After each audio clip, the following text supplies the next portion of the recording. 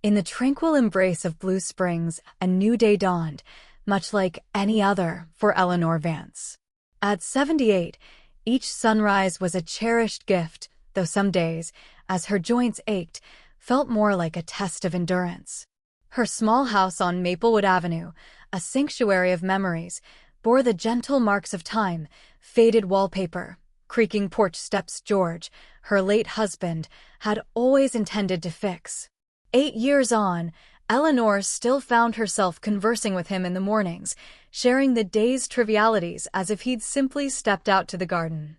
This was the house where her children, Michael and Sarah, had blossomed, their laughter and squabbles echoing through its rooms. Now, those vibrant days seemed a distant dream. Sarah's visits were monthly, always rushed, her gaze perpetually fixed on her watch. Michael appeared more frequently, but his presence invariably preceded a request, usually for money or a signature on some legal document, always with a promise to repay that remained unfulfilled for 15 long years. Today was Wednesday, her traditional baking day, usually for a blueberry pie. Not for her own consumption, as her appetite had dwindled, but for her grandson, Daniel. He was the sole member of her family who visited without ulterior motive, genuinely seeking her company, sharing stories of his college aspirations. A familiar slam of the gate announced his arrival. Daniel, much like his grandfather, possessed a peculiar gait, light yet a touch clumsy, as if he hadn't quite grown into his tall frame. "Grandma Eleanor," his voice resonated from the doorway, "I smell your special pie." "You certainly do," she chuckled, wiping her hands on her apron. "Come on in, it's just the right temperature." Daniel leaned in for a hug, and Eleanor had to crane her neck to meet his gaze. It was startling how much he'd grown. "How's school going?" she inquired, settling him at the kitchen table. "Still grappling with higher math, but I aced my last exam," he declared proudly, devouring his pie. "Professor Thompson even asked me to collaborate on a research project." "I always knew you were bright," she said, pouring his tea. "Your grandfather would be so proud." Daniel fell silent for a moment, his gaze fixed on the ancient apple tree outside the window. Eleanor knew his thoughts. George had taught him to climb it at 7. Michael had fussed, but George had merely laughed. A boy's got to learn to fall down and get up. "Grandma, have you decided what you're wearing on Friday?" Daniel suddenly asked, bringing her back to the present. "Friday?" Eleanor looked at him, bewildered. "What's happening on Friday?" Daniel froze, fork suspended in midair, a curious mix of surprise and confusion on his face. "Dinner. It's Dad and Mom's wedding anniversary, 30 years. They have reservations at Willow Creek." "Didn't Dad tell you?" Eleanor slowly sank into the chair opposite him, a chill spreading through her. 30 years of her son's marriage, a momentous occasion, certainly. But why was she learning about it from her grandson and not Michael himself? "Perhaps he was planning to call," she offered, trying to keep her voice light. "You know your father, always procrastinating until the last minute." Daniel looked uncomfortable, prodding at the leftover pie. "I guess so," he mumbled, unconvinced. They drifted into other topics. Daniel spoke of his summer plans, of a girl named Audrey he'd met at the library. Eleanor listened, nodding and asking questions, but her thoughts kept returning to the dinner. Why hadn't Michael called? Was he truly planning to celebrate without her? When Daniel left, promising to visit again over the weekend, Eleanor stood at the window for a long time, gazing at the empty street. Across the way, Mrs. Davison, her contemporary, played with her grandchildren, their laughter echoing in the afternoon air. Her daughter visited every Wednesday, bringing the children, and Beatrice glowed with happiness. Eleanor longed for her own children's presence. The phone rang, jolting her from her reverie. It was Michael's number. "Mom, it's me." His voice sounded a little strained. "Hello, darling," Eleanor replied, trying to sound normal. "How are you?" "I'm fine. Listen, I'm calling about Friday." A warmth spread through Eleanor. So, he was going to invite her after all. Maybe she'd been wrong to think ill of them. "Clara and I were planning a small anniversary dinner," Michael continued, "but unfortunately, we're going to have to cancel. Clara caught some kind of virus, fever, the whole thing. The doctor said she needs to stay home for at least a week." Oh, that's too bad, Eleanor said, genuinely saddened, though something in his voice still put her on edge. Is there anything I can do to help? Can I get some chicken broth or? No, no, no, that's okay, Michael interrupted hastily. We have everything. I just wanted to let you know. We'll reschedule for another day when Clara is better. We'll be sure to call you. Of course, darling. Give her my best wishes for a speedy recovery. I will. Okay, Mom, I've got to run. I'll call you later. He hung up before she could say anything else. The conversation left a strange aftertaste. Something was amiss, but she couldn't quite put her finger on it. She spent the rest of the day flipping through old photo albums. Michael at 5, a knocked-out front tooth, a proud smile. Sarah on her first bike. George teaching them to swim in the lake. Christmas dinners, all of them together. When had it all changed? When had her children become so distant?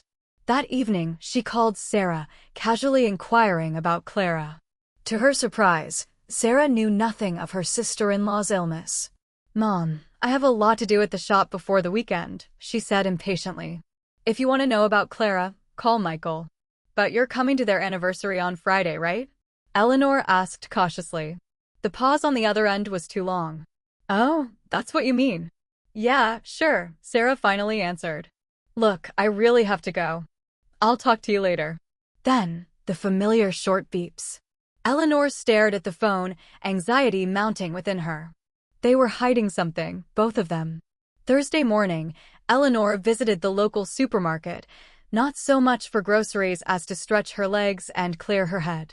In the vegetable section, she encountered Dorothy Miles, an old acquaintance who worked in the same flower shop as Sarah. Eleanor, it's been a long time, Dorothy exclaimed, embracing her. How's your health? Not bad for my age, Eleanor smiled. Are you still working with Sarah? Of course I am.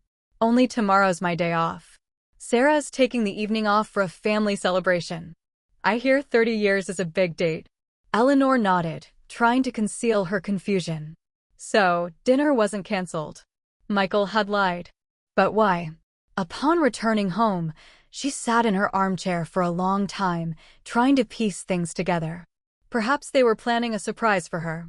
But then, why the lies about Clara being sick, and why was Sarah acting so strangely? The phone rang again, but it wasn't Michael or Sarah. It was Daniel. Grandma, I forgot to ask, have you seen my blue notebook? I think I left it at your place last time.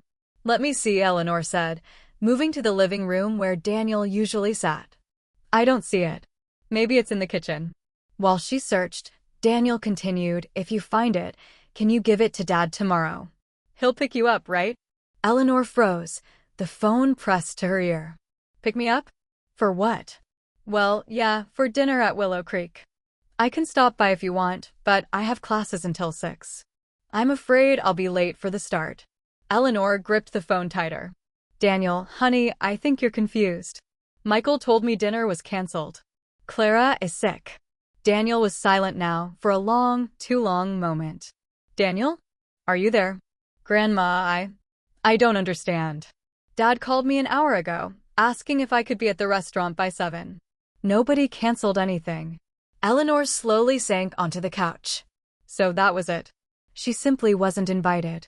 Her own son had lied to her so she wouldn't come to the family reunion. Grandma, are you okay? Daniel's voice sounded concerned. Yes, honey, I'm fine. Eleanor tried to keep her voice normal. I must have misunderstood something. You know, at my age, you get confused sometimes. I'm sure it's some kind of misunderstanding. Do you want me to call my dad and find out? No, Eleanor answered hastily. There's no need. I'll talk to him myself. Don't worry. After the conversation, she sat in silence for a long time, looking at a picture of them all together, her, George, the kids happy, smiling. When had it all gone wrong? When had she become a burden to them, better left at home than taken to a family party? Resentment and bitterness rose within her, but she forced herself to breathe deeply. Now is not the time for tears. Now is the time to think. If her kids didn't want her at the family reunion, then she had become a stranger to them, and she needed to figure out why. She walked to the closet where she kept old letters and documents. Among them were George's will, the insurance policy, the deeds to the house. Michael had hinted several times that she should sign the house over to him for your own safety, Mom. Sarah had suggested she sell it and move into a nursing home. They'll take better care of you than we can. Eleanor had always refused, sensing something else behind those suggestions. Now, she thought she was beginning to realize what it was. In the evening, the phone rang. This time, it was Patricia, her sister-in-law. Her voice sounded cheerful and energetic for someone with a high fever and bed rest. "Eleanor, honey, how are you? Michael said he called you about Friday." "Yes, he said you were sick and dinner was canceled," Eleanor answered in a steady voice. "That's right," Patricia confirmed, too hastily. "It's a terrible virus, just knocked me off my feet. The doctor prescribed bed rest for at least a week." "I hope you feel better soon," Eleanor said. "Say hello to the others." "The others?" Eleanor could hear the tension in her voice. "Yeah, Sarah, Daniel, they're upset about the canceled holiday, aren't they?" "Oh yes, of course, they're all very upset, but it can't be helped. Health is more important." "Well, Eleanor, I have to take my medication. Feel better." Eleanor hung up the phone and looked out the window at the darkening sky. Well, now she had confirmation. They were planning dinner without her. They hadn't even bothered to come up with a plausible lie. She pulled out of her closet the dark blue dress she hadn't worn since George's funeral. She tried it on in front of the mirror. It still fit well, even though she'd lost weight over the years. If her children thought they could just cut her out of their lives, they were sorely mistaken. Eleanor Vance hadn't said her last word yet, and tomorrow night promised to be interesting. Very interesting. Eleanor spent the night awake, not due to joint pain, though it was creeping in, nor due to the insomnia that often plagued her age. Thoughts of the day ahead kept her restless. Each time her eyes closed, she pictured her children gathered around the celebratory table without her, laughing, raising glasses, congratulating themselves on being rid of their elderly mother for the evening. Friday morning was overcast, heavy clouds hanging over Blue Springs, mirroring her mood. She made tea, but it grew cold, untouched. Her appetite was gone, something inside her frozen, awaiting a decision she hadn't yet made. What would she do tonight? Would she stay home, as her children had planned, or...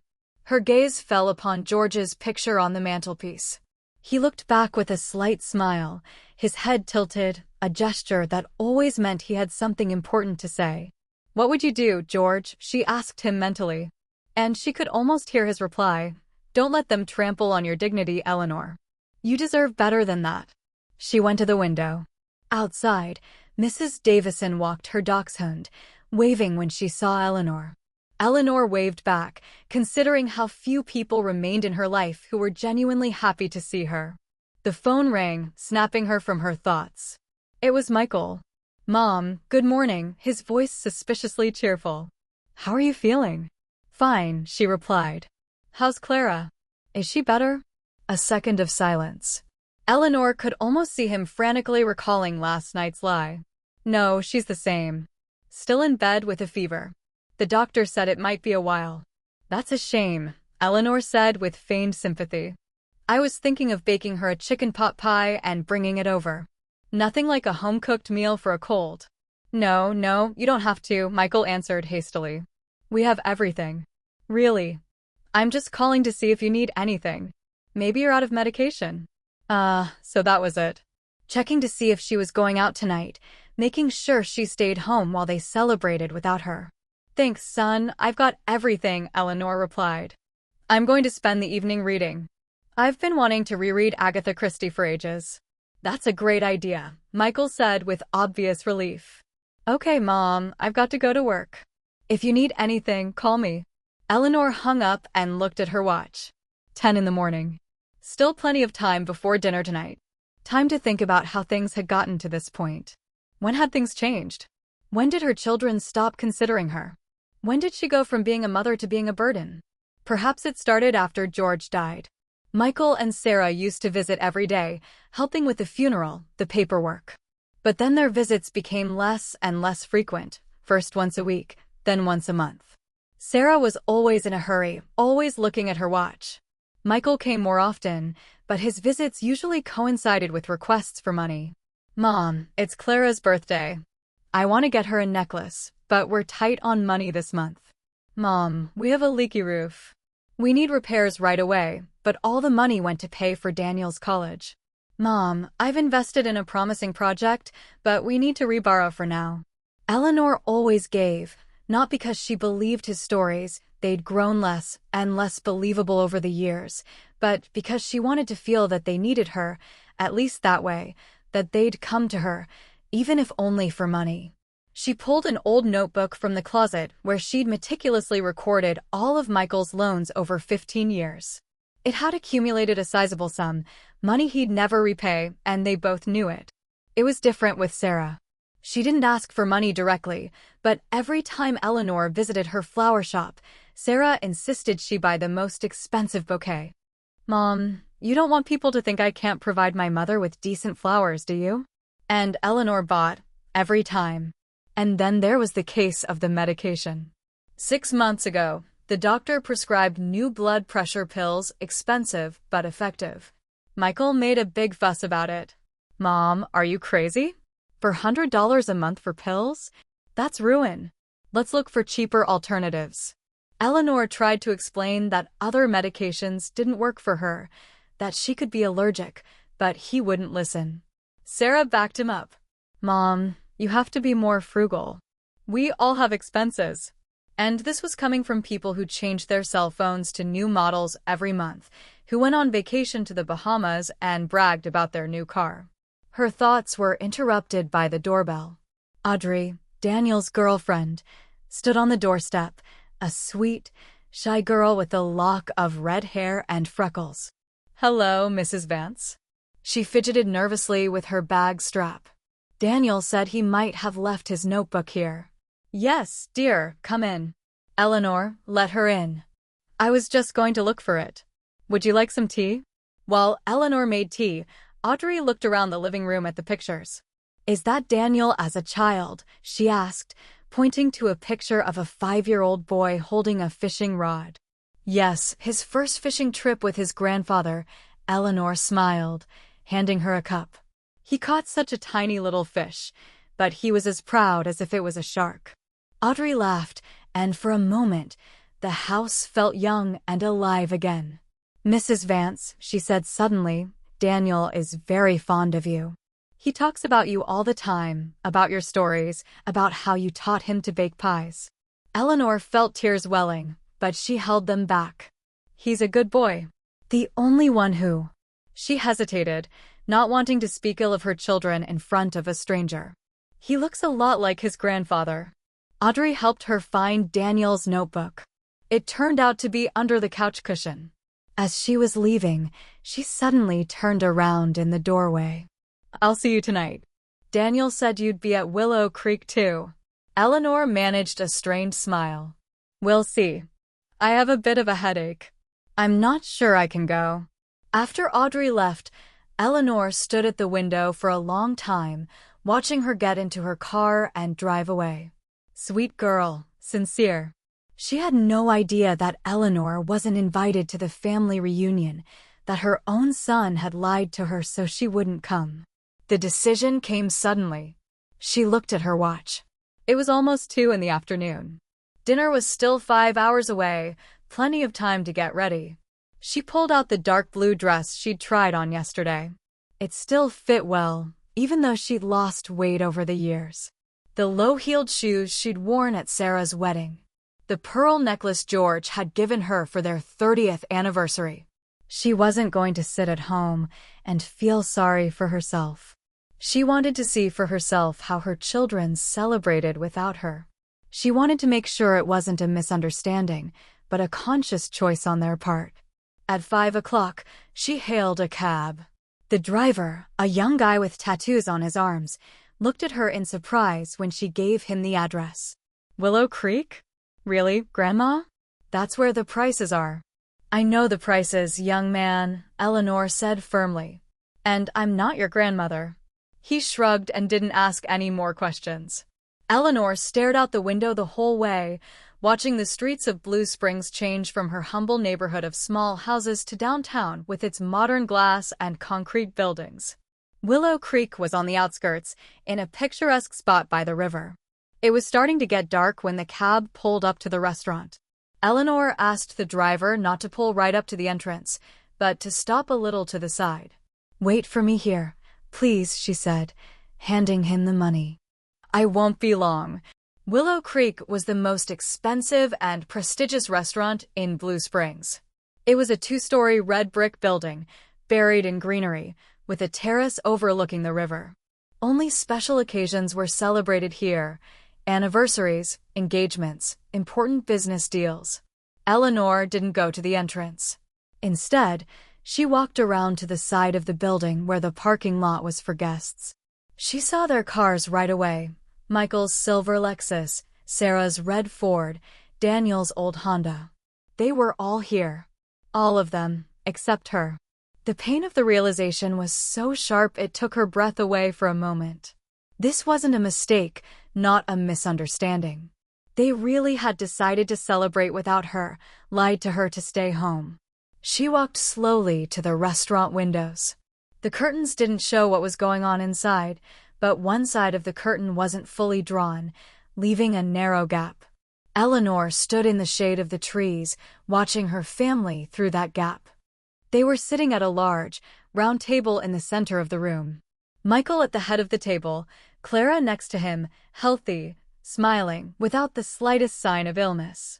Sarah and her husband, Daniel and Audrey, and a few other people Eleanor didn't know, apparently friends of Michael and Clara. They were laughing.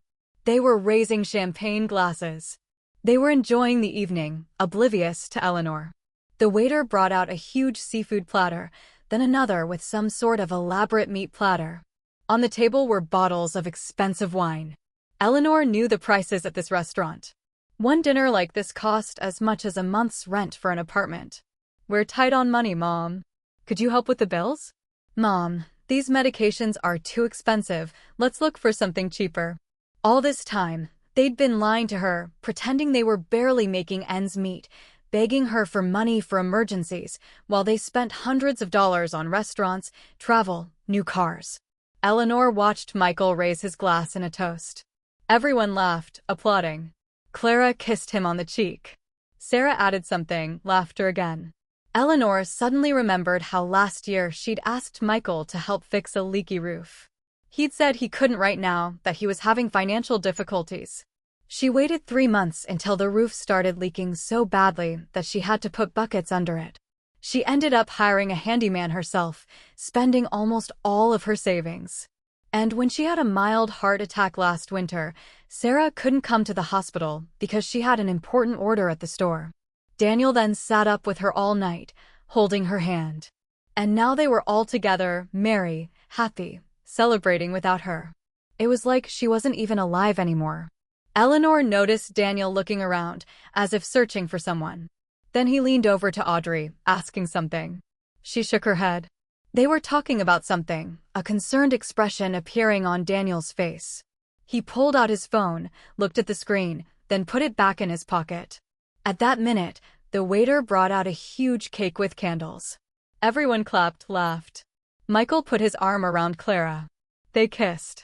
30 years together. 30 years, and they hadn't found a place at the table for the woman who'd given birth and raised Michael. Eleanor felt a tear run down her cheek.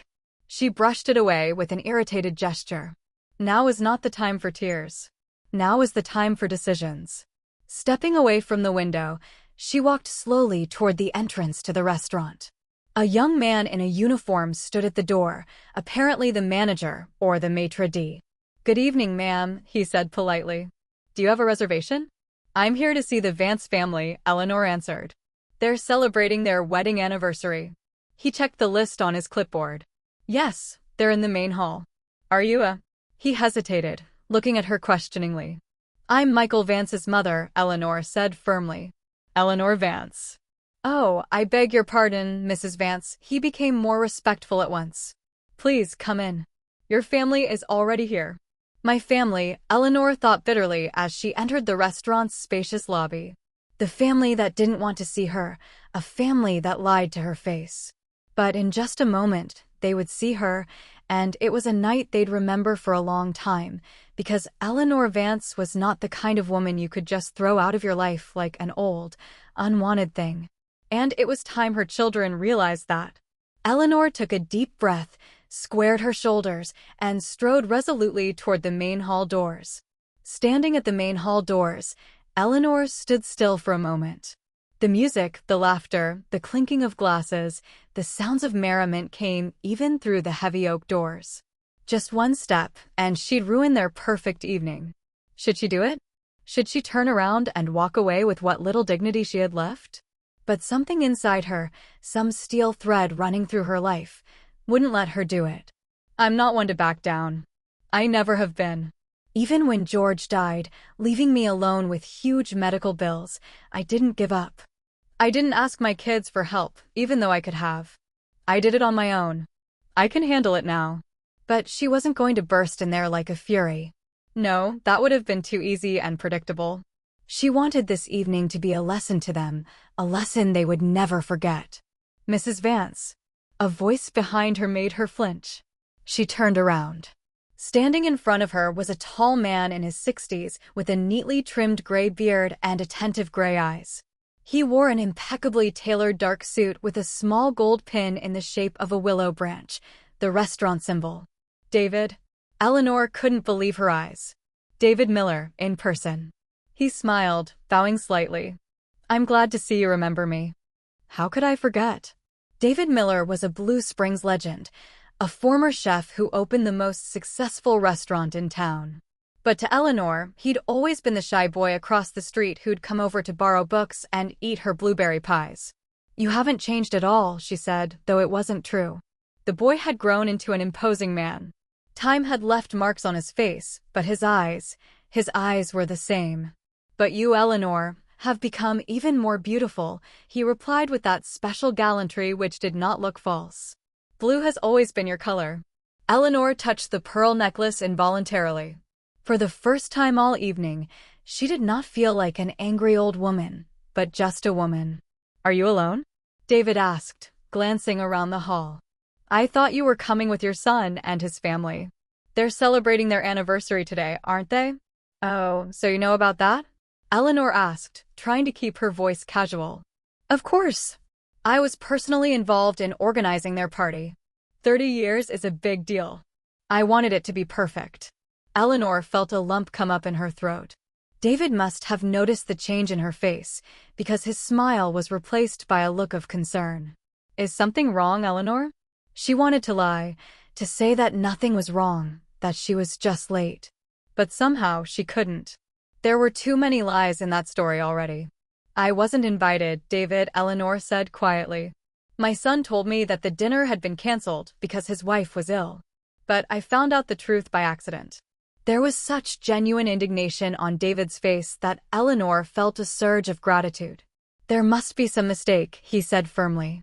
There must be a misunderstanding. Michael couldn't. He could, Eleanor interrupted him. And he did. I've seen them all through the window. They're having a great time without me. David frowned, his eyes darkening. This is unacceptable, he said in a tone that brooked no objection. Absolutely unacceptable. He offered Eleanor his hand. Let me show you out, Eleanor. The mother of the guest of honor should not stand in the hall. Eleanor hesitated. It was one thing to have a confrontation, and quite another to drag a stranger into it. David, I don't want to cause problems for your restaurant. The only problem here is your lack of respect for your parents, he cut her off. My restaurant is not a place where I would allow that. If I may? He offered her his hand again, and this time Eleanor took it. His touch was warm and sure, like an anchor in a stormy sea. How do you want to do this? David asked when they stopped at the hall door. Just walk in, or I could organize something special. Eleanor hesitated. She didn't feel like making a scene. She didn't feel like yelling or crying or blaming. That would be too easy too. They probably thought that if she found out the truth, she'd either burst into tears or cause a scandal. Either way, she could be accused of inadequacy, of senile hysteria. No, she wouldn't give them that pleasure. I want to go in quietly, she said, like the honored guest I was supposed to be. No announcements, no fanfare. Just show up. David nodded understandingly. The perfect choice. Elegance is always more effective than drama. He squeezed her hand lightly. Ready? Eleanor took a deep breath and nodded.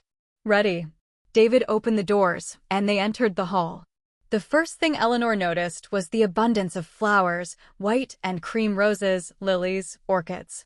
They were everywhere, in tall vases on the tables, in garlands on the walls, even coming down from the ceiling, giving the impression of a blooming garden. The soft light of the crystal chandeliers reflected in the silverware and crystal, creating an almost magical atmosphere. Her family's table was in the center of the room. It was round, decorated especially lavishly, with a birthday cake in the middle. Michael sat at the head, wearing a dark gray suit Eleanor had never seen before. Next to him was Clara in an elegant burgundy dress with a new necklace around her neck, apparently an anniversary gift. Sarah and her husband, Daniel and Audrey, and a few other people Eleanor didn't know. They didn't notice them right away. They were too caught up in the toast Michael was giving, something about love overcoming all odds, about family values and mutual support. David led Eleanor straight to their table. They walked slowly, with dignity. Eleanor could feel the stares of the other visitors, but she paid no attention to them. All her attention was on her family. Daniel noticed her first. His eyes widened in surprise, and he jerked as if he wanted to get up, but something stopped him. Then Audrey, who was sitting next to him. She turned pale and tugged on Daniel's sleeve. Michael was still talking, not noticing the change in the atmosphere. But then Sarah looked up, and her hand holding her glass froze halfway. One by one, they noticed Eleanor, their faces changing, surprise, confusion, and then fear. Yes, fear. They were afraid of the scene, of the scandal, of being embarrassed in front of the other guests. Finally, Michael, sensing the tension, turned around. And that's why I want to say.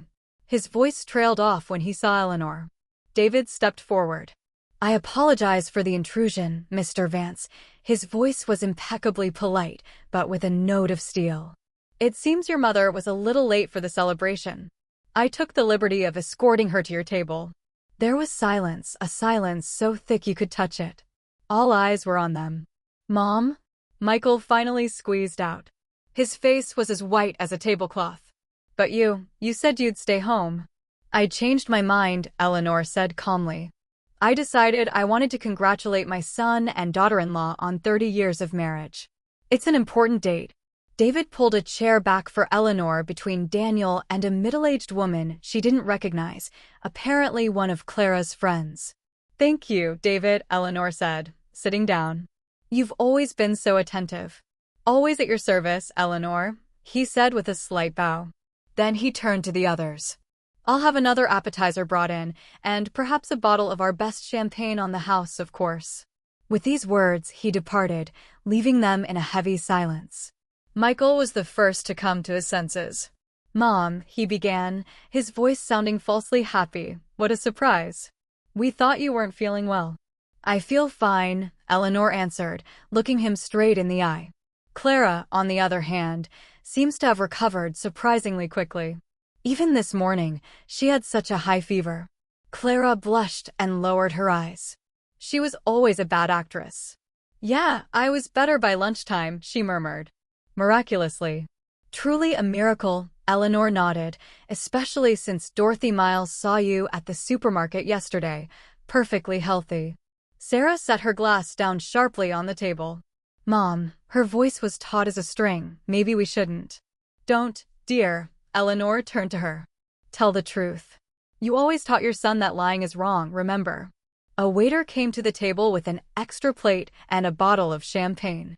As he set out plates and glasses, everyone remained silent, smiling strangely. The perfect family. People who love each other. What a falsity. Grandma, Daniel said quietly, leaning toward Eleanor as the waiter stepped away, I didn't know. I thought you knew about dinner. I know, honey, Eleanor replied, just as quietly, squeezing his hand under the table. It's not your fault. Michael coughed, drawing everyone's attention. Well, now that we're all here, he emphasized the word all, with a faint note of irritation, let's get on with the party. Mom, you're just in time for dessert. He made a sign to the waiter, and he began to cut the cake, huge, tiered, with the bride and groom on top. It must have cost a fortune. What a beautiful cake, Eleanor said, taking the plate with a slice. Must be expensive. Not at all, Mom, Michael said too quickly. It's not expensive at all. It's just a small family party, nothing fancy. Eleanor looked around at the table with exquisite dishes, crystal glasses, floral arrangements. Yes, I can see how modest it is, she nodded. And how many guests? And I thought you were having financial difficulties. Isn't that why you asked me for $2,000 last month for car repairs, if I'm not mistaken? One of the guests coughed. The woman next to her, the same friend of Clara, looked at Michael curiously. Mom, he gritted through his teeth, still trying to keep a smile on his face. Can't we discuss this later, in the family circle? Aren't we in a family circle? Eleanor was genuinely surprised. Or am I no longer considered part of the family? I'm sorry, I guess I didn't get the memo. Of course you're part of the family. Sarah interjected, her voice sounding too loud, too falsely cheerful. It's just that we thought it would be tiring for you at your age. The late dinner, the noise. At my age. Eleanor repeated slowly. Yes, of course, my age. Interesting that it didn't stop me from watching your cats last month while you went on a spa weekend, or helping Michael with his tax returns, or lending him the $2,000 he never paid back. There was silence at the table again. Michael was nervously fiddling with his cufflink, avoiding Eleanor's gaze. Clara was suddenly interested in the pattern on the tablecloth. I wanted to invite you, Mom, Michael finally said, feigning remorse. I just didn't think you'd be comfortable. You don't like noisy gatherings, do you? I don't like loud gatherings? Eleanor interjected. That's weird. Who threw the family Christmas dinner every year? Who organized a backyard barbecue for the whole neighborhood? Who gathered guests for your father's birthday, even when he was already in the hospital? Michael was silent. He had nothing to say. It's not because I'm not my age or because I don't like loud gatherings, Eleanor continued in a quiet but firm voice. It's that you didn't want to see me. It was easier to lie than to invite my own mother. Mom, that's not true, Sarah began, but Eleanor held up her hand to stop her. I'm not finished, dear. I didn't come here to make a scene. I didn't come here to ruin your party. I came here to understand. She looked around at their faces, tense, confused, scared. She wanted to understand when her children turned into people who could lie to their own mother's face, who could exclude her from a family celebration like some kind of. Eleanor hesitated for a moment, searching for a word. Like some inconvenient obligation. Grandma, Daniel said quietly, I didn't realize they hadn't invited you. I swear I thought you were just running late. Eleanor put her hand on his shoulder. I know, sweetheart. This has nothing to do with you. At that moment, David came to the table with a bottle of champagne. I hope everyone is enjoying the evening, he asked, though it was clear from his face that he could feel the tension at the table. Everything is just fine, David, Eleanor replied with a genuine smile. Great restaurant, great service. Always the best for you, Eleanor. He filled her glass with champagne. I remember how your pies saved me as a child from the perpetual hunger of adolescence. No one in Blue Springs bakes like you. A warmth rushed to Eleanor's cheeks.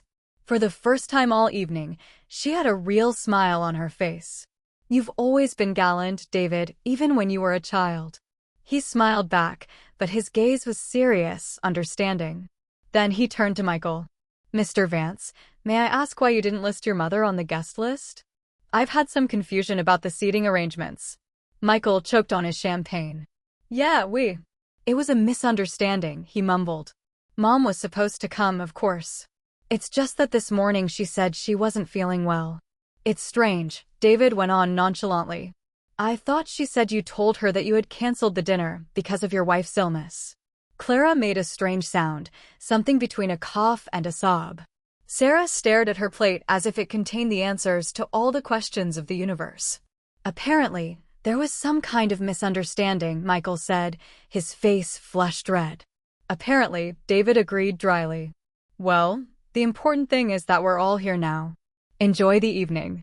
He squeezed Eleanor's hand again and stepped away, leaving them in an even more tense silence than before. Michael was the first to break it. Mom, I can explain, he began. Clara and I wanted to spend this evening in a small circle. A small circle of 15 people, Eleanor clarified, looking around the table. I mean, without the older generation, he continued awkwardly. There's no. Clara's parents know. You're lying, Eleanor said calmly. Lying again.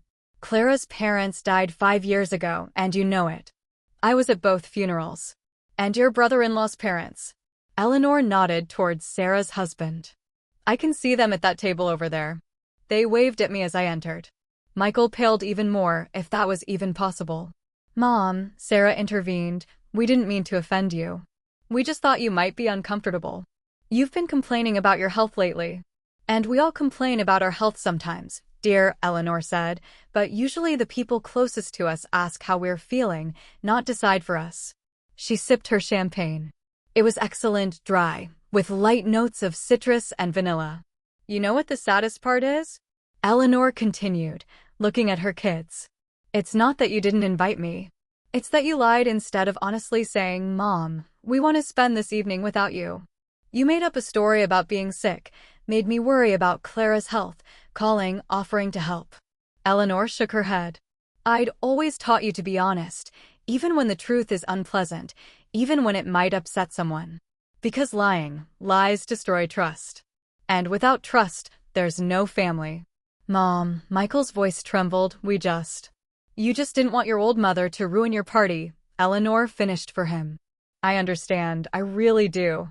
But you know what? You could have just told me that. I would have understood. Maybe I would have been upset, but I would have understood, because I've always respected your right to make decisions, even when I didn't agree with them. Eleanor finished her champagne and put her glass on the table. But you chose to lie instead. And now that I'm sitting here, I see more than just those lies. I see all the times you've lied to me over the years. When you asked for money for emergencies and spent it on entertainment. When you said you couldn't visit me because of important business and you went out of town for the weekend. Michael tried to say something, but Eleanor stopped him with a gesture. I don't want to hear excuses, son. I'm just curious. When did you stop respecting your mother? The question hung in the air. Michael looked at Eleanor with the expression of a man caught red-handed. Clara was nervously fidgeting with her napkin, avoiding Eleanor's gaze. Sarah looked like she was ready to fall through the ground. Mom, Michael finally said, lowering his voice to a whisper, let's not make a scene. We can talk about this later, in a more appropriate setting. A more appropriate setting? Eleanor repeated, feeling a cold resolve growing inside. Not even anger, but a cold resolve. You mean when there are no witnesses around?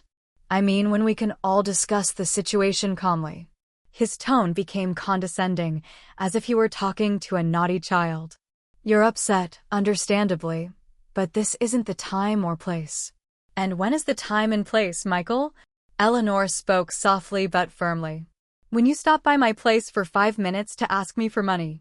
Or when Sarah stops by for a cup of tea, glancing at her watch. Sarah flinched as if Eleanor had hit her. It's not fair, Mother, she said in a shaky voice. I've got the shop, I've got things to do. Everybody has things to do, dear Eleanor said, but people usually make time for the ones they love. Daniel squirmed uncomfortably in his chair. His girlfriend, Audrey, was staring at them all wide-eyed, clearly feeling out of place. Maybe I should leave, she said quietly, leaning toward Daniel. No, stay, Eleanor touched her arm gently. This has nothing to do with you, and I'm not going to make a scene like Michael's afraid of. Eleanor looked around the table. The guests seated farther away from them had already gone back to their conversations, ignoring them. But their part of the table, the kids, their spouses, a few close friends, were all looking at Eleanor, waiting for her to continue.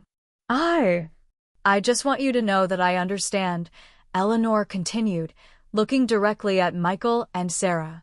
I realize that I've been a burden to you, an uncomfortable reminder that we're all getting older. I realize it's easier to pretend I don't exist than to admit that one day you'll be like me. Mom, that's not true, Michael tried to object, but Eleanor shook her head. Let me finish, son. I'd been silent for a long time. Now it was my turn to speak. She took a sip of water, gathering her thoughts. I know you talk about me behind my back. I know you're discussing my deteriorating condition and senile quirks. Mrs. Jenkins, your neighbor, Eleanor nodded toward Michael and Clara, happened to mention it when we met at the pharmacy. She was very concerned when she heard you say that I was starting to lose my mind. Clara turned pale. Eleanor, it wasn't that, we're just worried. Don't bother, dear, Eleanor interrupted her gently. I know the truth, just like I know that you and Michael have already been looking at a nursing home for me. Sunny Meadows, isn't it? The administrator there is an old high school friend of yours, if I'm not mistaken. Michael was pale now. He threw a quick glance at Clara, as if asking how Eleanor could have known about it. It was just in case, he muttered. We wanted to be ready in case you needed help. Without my knowledge, Eleanor finished for him. Without a single conversation with me about my wishes. You decided everything for me, as if I was no longer capable of making decisions for myself. She turned to Sarah. And don't think I don't know about your conversations with the realtor about my house. About how it might be sold when I'm gone, or when I move to a place where I'll be taken care of. Sarah blushed. Mom, I was just wondering about the prices on the real estate market. Of course you were, Eleanor nodded.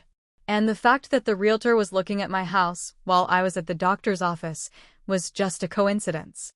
There was a dead silence at the table.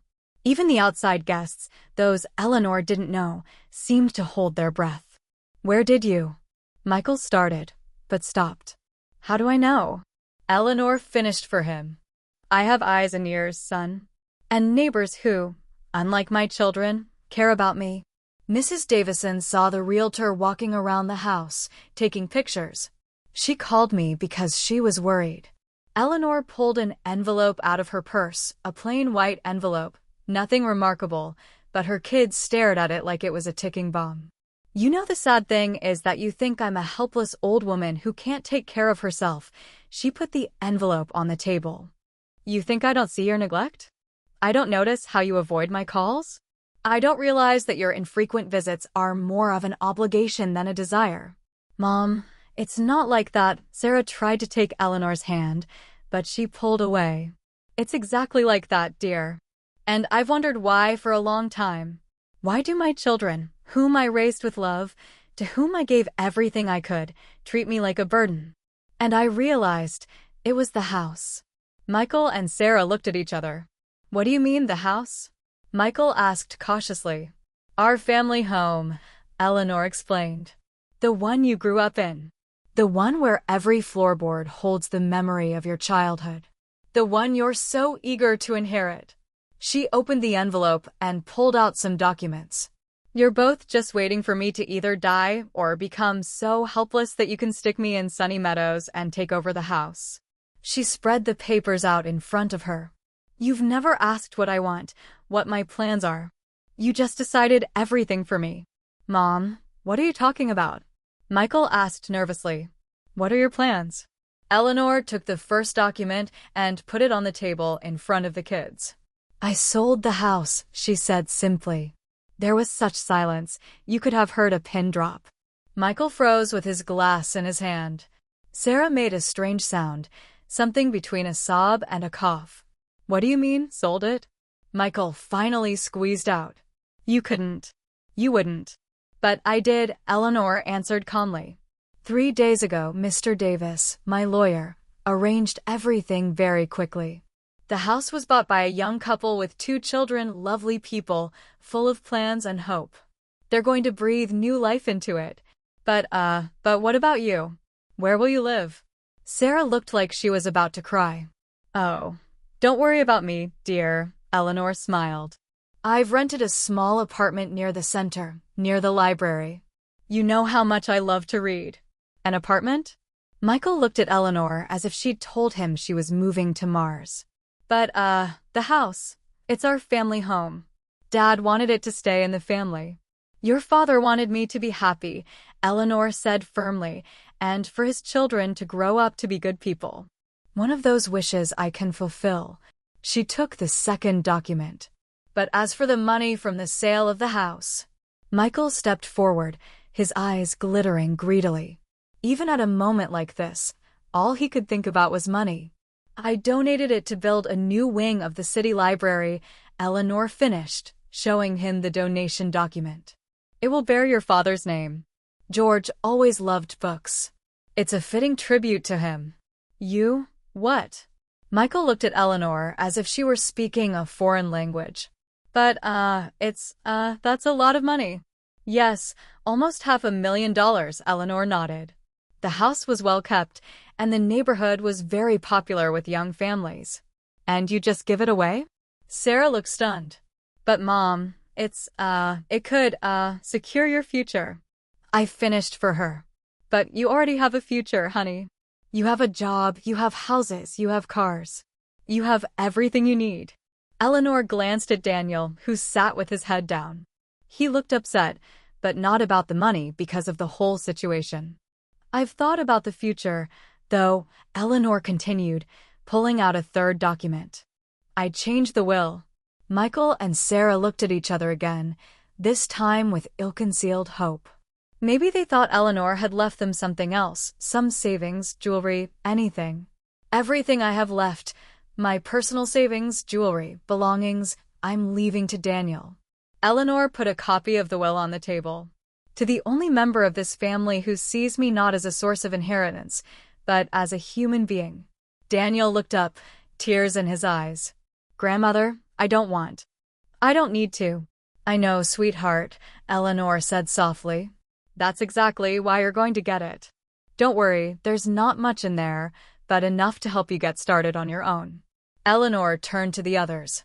Their faces were a gamut of emotions: shock, disbelief, disappointment, anger. You thought I didn't notice how you treated me, she said quietly. You thought I was too old and stupid to understand your plans? But I've seen it all these years.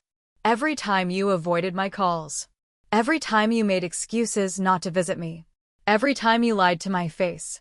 Eleanor put the papers back in the envelope. And you know what the saddest part is? I still loved you no matter what, because you're my children. But love doesn't mean you have to let others violate your dignity. That's what your father taught me, and that's what I've tried to teach you. Michael was the first to regain his speech. Mom, this is crazy. He tried to keep his voice low, but there was panic in his voice. You can't just take everything away from us because of one misunderstanding. A misunderstanding? Eleanor looked at him with genuine surprise. You consider years of neglect a misunderstanding? Lying about tonight is a misunderstanding? Talking behind my back about my supposed dementia is also a misunderstanding. Mom, we were worried about you, Sarah interjected. Her voice trembled, but her eyes remained dry. You live alone in a big house. It's hard for you to take care of it. And that's why you decided to sell it without asking me? Eleanor interrupted. Anxiety looks different, dear. Worry is when you call every day to see how I'm doing. When you offered to help instead of waiting for me to become so helpless that you can run my life. Clara, who had been silent until then, suddenly spoke up. Eleanor, you're being unfair. We have always treated you with respect. Always cared. Have we? Eleanor turned to her.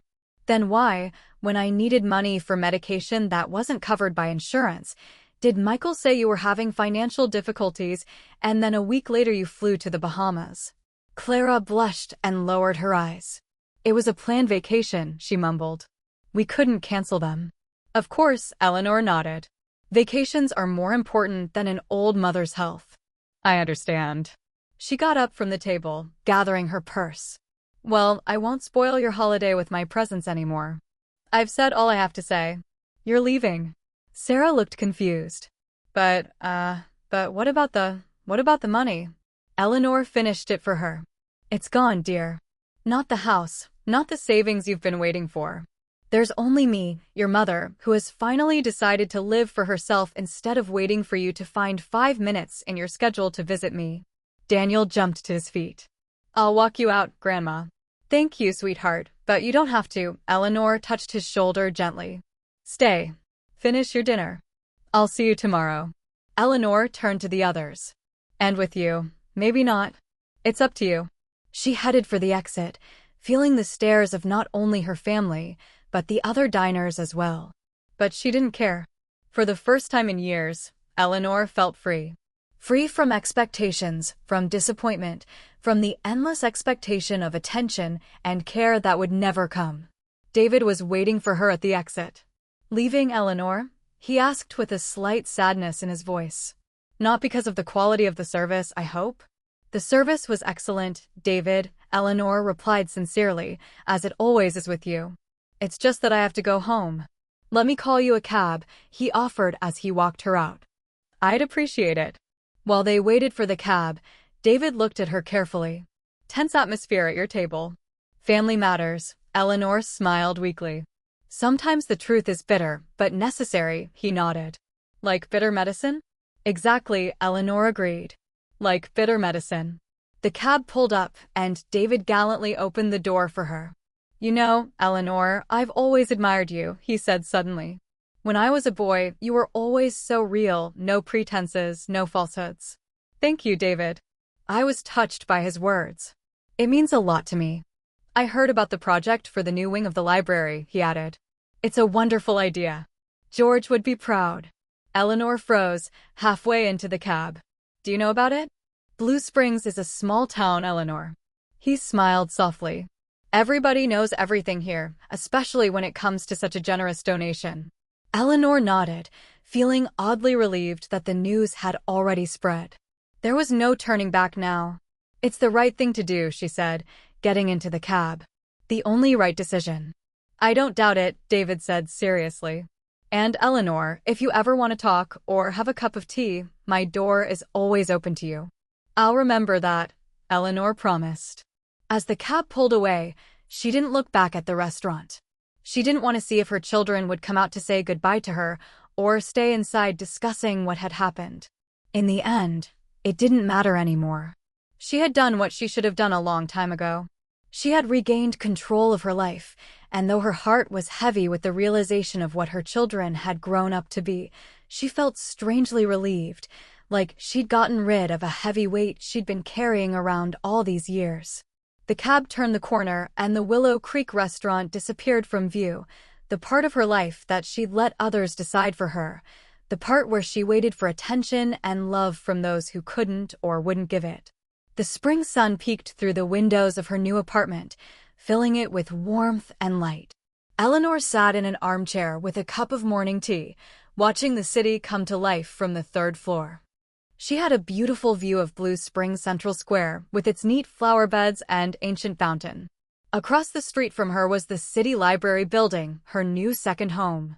It had been 3 months since that night at the Willow Creek restaurant, 3 months since she'd turned the page on her life and started writing a new chapter. Change wasn't easy. She'd lived in the same house her whole life, every corner of which held memories.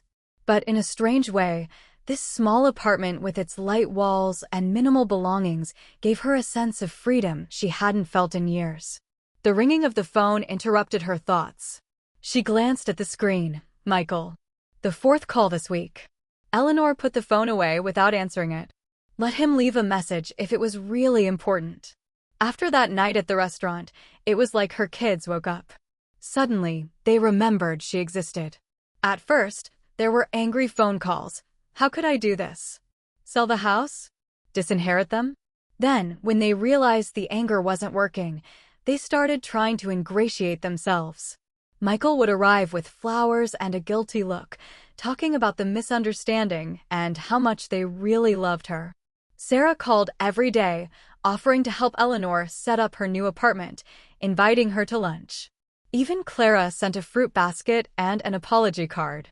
Eleanor didn't reject their attempts at reconciliation outright, she just kept her distance. She accepted the gifts with a polite smile, but she wasn't in a hurry to re-establish the old relationship. They had to realize that trust, once broken, doesn't magically rebuild itself. Besides, she understood all too well the real reason for their sudden concern. They hoped that Eleanor hadn't yet had time to dispose of the money from the sale of the house, that maybe the donation to the library was just a threat. Michael even cautiously wondered if Eleanor had been too hasty in her decision to make such a large donation. And when Eleanor confirmed that the deal was finalized and the money had already been deposited into the library's account, his face changed, as if a mask had fallen. For a moment, Eleanor saw the real Michael, the calculating, money-minded one. The phone rang again. This time, it was Daniel. "Good morning, Grandma." His voice sounded cheerful despite the early hour. "How are you today?" "Good morning, honey." Eleanor smiled involuntarily. "Beautiful as always. I admire the view from the window and think about the day ahead. Did you remember that today is the opening of the new wing of the library?" She could hear the excitement in his voice. "I'll pick you up at 3, like we agreed." Of course I remembered. Eleanor glanced at the dress she'd prepared for the ceremony, dark blue with a light silver pattern. "It's all ready now." After a brief conversation with Daniel, Eleanor went back to her tea. The opening of the new wing of the library was an important event for her. The George Vance Wing is what it would be called. A place where children would be able to discover the world of books, as George once did. He would be happy, knowing that his name was associated with something so meaningful. Finished with her tea, Eleanor began to get ready for her morning shift at the library. 3 times a week, she volunteered there, helping out in the children's department. She read fairy tales to the kids, helped school children with book selection, and sometimes just talked to teenagers who came to the library not so much for books as for the silence and understanding they lacked at home. This work gave her a sense of need that she had been deprived of for so long. The children looked at her not as a burden, not as a source of inheritance, but as a person who could give them something: knowledge, attention, kindness. On her way to the library, she met Clara Bell, her new friend and housemate, an energetic widow in her 70s, a former math teacher. She was one of the people who had helped Eleanor settle into her new place. "Eleanor," she waved at Eleanor. "I'm going to the bakery for fresh bread. Do you want me to bring you anything?" "Thank you, Clara, I'm fine," Eleanor smiled. "I have a big day today, and I'll have lunch in town after the opening ceremony." "Oh yes, today is the opening of your George Wing," she nodded. "That's very good of you, Eleanor. Such a generous donation, such a tribute to your husband." Eleanor thanked her and continued on her way to the library. After that night at the restaurant, news of Eleanor's donation spread quickly through Blue Springs. People's reactions varied. Some thought she was a heroine, some thought she was a crazy old woman who had disinherited her own children. But Eleanor didn't care. She knew she'd done the right thing. At the library, preparations for the opening ceremony were already in full swing. Workers were setting up the stage in front of the new wing, volunteers were hanging garlands and arranging chairs. Miss Taylor, the head librarian, was running between them, dispensing instructions with an energy surprising for a woman of her age. "Eleanor," she exclaimed when she saw Eleanor. "How good of you to come. We need help with the books for the new shelves. Can you select the children's books that you think should be displayed first?" Eleanor happily agreed. She spent the next few hours going through books, ranging from classic fairy tales to contemporary stories. Each one she evaluated in terms of what would appeal to children of different ages. It was an enjoyable job, reminding her of the times she used to read to Michael and Sarah before bedtime. Memories of the children no longer caused such acute pain as they used to. Eleanor accepted the situation for what it was. They didn't grow up to be what she wanted them to be, but they were her children, and she still loved them. It's just that now that love was more detached, without illusions or expectations. At noon, Eleanor returned home to rest before the ceremony. Walking into the apartment, she saw the blinking indicator for new messages on her answering machine. The first one was from Michael. "Mom, it's me. I wanted to tell you that Clara and I are coming to the library opening tonight. I know you didn't invite us, but it's a community event, and we want to support you. Please call me back if you get this message." The second message was from Sarah. "Mom, I'm calling to say I can't make it to the ceremony today. I have an emergency order at the shop. I need to get the flowers ready for the wedding. I know it's a big day for you, and I'm very sorry. I'll call you tonight to see how it went." Eleanor grinned. Some things don't change. Michael had probably hoped that his presence at the ceremony would somehow soften her up. Perhaps he still thought he could convince her to change her mind about the inheritance. And Sarah, as usual, found a reason not to come. Rush order was an old excuse she'd used for years. After a light lunch, Eleanor started getting ready for the ceremony.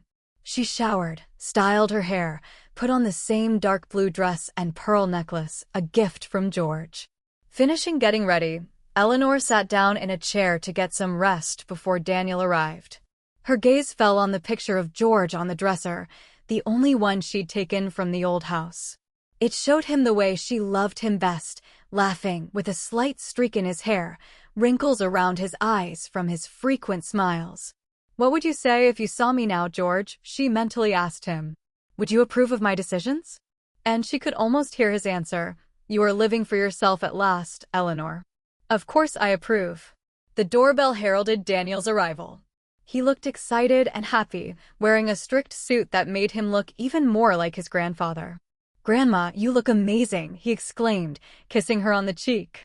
"Are you ready for your finest hour?" "I don't think you could call it a star time," Eleanor grinned, picking up her purse.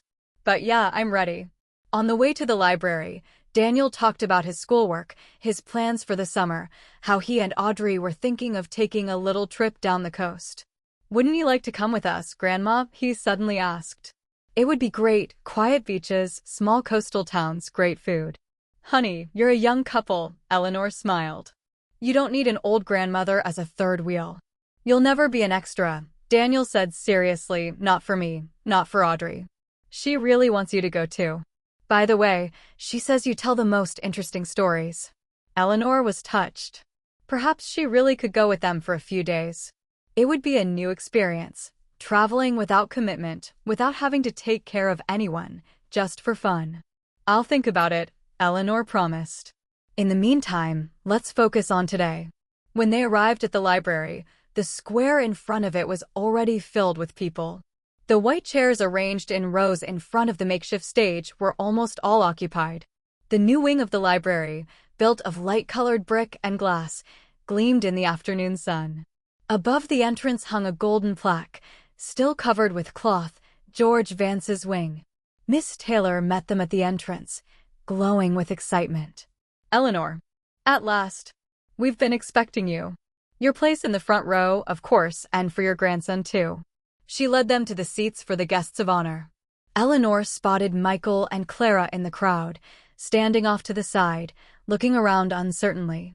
When Michael saw Eleanor, he waved and started making his way toward them. Eleanor nodded back, but didn't linger, following Miss Taylor. As she sat down, Eleanor looked around at the crowd, many familiar faces, neighbors from the old neighborhood, new friends from the house where she now lived, parents of the kids she worked with at the library, and among them, David Miller, in an elegant light gray suit. Noticing Eleanor's gaze, he nodded slightly and smiled. After that evening at the restaurant, they saw each other several times. He stopped by the library, seemingly by chance, when Eleanor was working there. He invited her for a cup of coffee and asked her how she was settling in at her new place. In his company, Eleanor felt not like an old widow, but just a woman, an interesting conversationalist. The ceremony began with the mayor's speech, a standard speech about the importance of education and culture for small towns. Miss Taylor then spoke, talking about how long the library had needed expansion and how Eleanor's donation made it possible. "And now I would like to invite to the stage the woman who has brought us all here," she announced, Mrs. Eleanor Vance. To a round of applause, Eleanor took the stage. She had never liked public speaking, but today she felt strangely calm. She knew what she had to say, and she knew it would be the right words. "Good afternoon, friends," Eleanor began as the applause died down. "I am not a great master of speeches, so I will be brief. This wing is named in honor of my husband, George Vance, a man who loved two things more than anything, his family and books." Eleanor paused, looking at the people gathered. Books open doors to other worlds. They teach us to empathize, to think, to dream. They help us realize that we are not alone in our feelings and thoughts. George believed in the power of books. He read to our children every night, even though he was tired after work. He believed that a good book could change a child's life. Eleanor saw Michael and Clara squeezed closer to the stage. Michael's face was tense, as if he expected Eleanor to say something unpleasant about him. My hope is that this new wing will be a place where the children of Blue Springs can find books that will change their lives, where they will learn to love reading the way my George loved it, and where they will realize that the most important things in life are not material possessions, but knowledge, love, and kindness. Eleanor looked right at her children. Sometimes we forget these simple truths. Sometimes we get too caught up in the pursuit of material things, forgetting what really matters. But it's never too late to remember. It's never too late to change your life. With those words, Eleanor turned to Miss Taylor, letting her know she was done. The hall exploded with applause, and Eleanor, feeling slightly dizzy, walked down from the stage where Daniel was waiting for her. The next item on the program was the unveiling of George's nameplate. Eleanor was handed large ceremonial scissors to cut the ribbon. She did so to camera flashes and renewed applause. After the formal part, a small informal part began, with champagne, light hors d'oeuvres, and a tour of the new wing. Many people came up to Eleanor to congratulate and thank her. Michael and Clara were among them. "Mom, that was impressive," Michael said, shuffling awkwardly from foot to foot. "Dad would be proud." Yes, he would have been proud, Eleanor agreed, especially if he saw his grandson, Daniel, helping to organize this event. The way he takes care of his grandmother. George always appreciated family loyalty. Michael flinched, catching the hint. "Mom, I know that what I did was wrong, but we can fix it. Start over." "Maybe?" Eleanor nodded. "But it takes time and trust." "And trust, Michael, is something you have to earn." Eleanor saw David Miller coming toward them, and she felt strangely relieved. "I apologize for interrupting," he said, coming up. "Eleanor, Miss Taylor would like you to say a few words to the children who are already learning in the new section." "Of course." Eleanor turned to her son. "Excuse me, Michael. Duty calls." David offered her his hand, and Eleanor gratefully accepted it.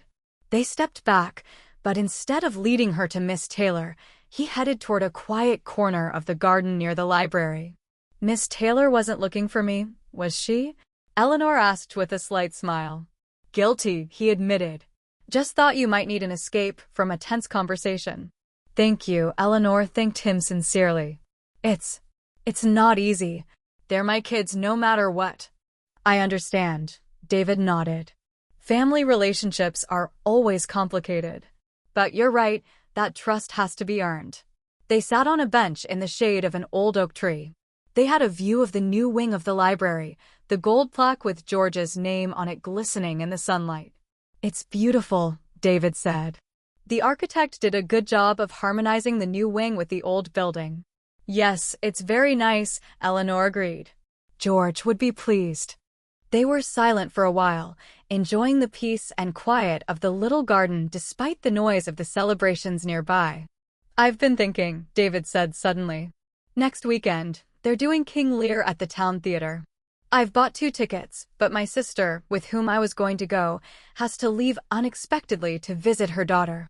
Would you like to keep me company?" Eleanor looked at him, surprised by the invitation. There was something in his eyes, warmth, hope, maybe even a hint of uncertainty, that made her heart beat a little faster. "I'd love to," Eleanor replied, surprised at her own resolve. David brightened. "Great. I'll pick you up at 6. The play starts at 7, but I thought we could have dinner before then." "That sounds wonderful," Eleanor smiled, feeling a slight excitement she hadn't felt in years. They headed back to the celebration, where Daniel was already looking for them. "Grandma, there you are," he exclaimed. "Miss Taylor wants you to meet the kids from the summer reading club." "Coming, honey?" Eleanor turned to David.